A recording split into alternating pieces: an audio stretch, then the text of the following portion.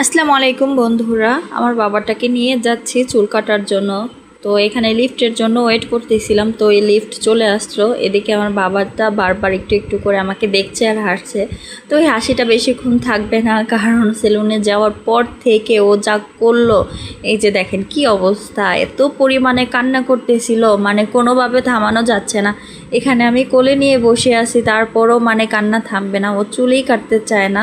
মানে ও ভয় পায় না কি করে, মানে বুঝতেই পারি না আমরা যে এরকম কেন করে। বাসায় যদি আমি একদম টাকলা করে দিই তাহলে কিন্তু ও এরকম করে না, কিন্তু ও যদি সেলুনে যায় তাহলে ও এরকম মানে কান্না করা শুরু করে দেয়। এর আগেও একবার সেলুনে এসে চুল কাটছি, তখনও সেম এরকম কান্না করছে। এবারও সেম এরকম কান্না করতেছে, মানে কোনোভাবেই থামতেছে না। ওর বাবা মানে কত কিছু দেখাচ্ছে, তারপরও মানে শুধু কান্না করে। তো আপনাদের বাবুরা কি এরকম কান্না করে কিনা আমাকে একটু জানাবেন। দেখেন কি অবস্থা, মানে ভাইয়াটাও বারবার ওকে এটা ওটা দিচ্ছিল, তো দেখেন কিভাবে ওর দিকে তাকায় আছে ভাইয়াটার দিকে, মানে মনে হচ্ছে কি ওর চোখ মানে পরম শত্রু আসছে ওর সামনে।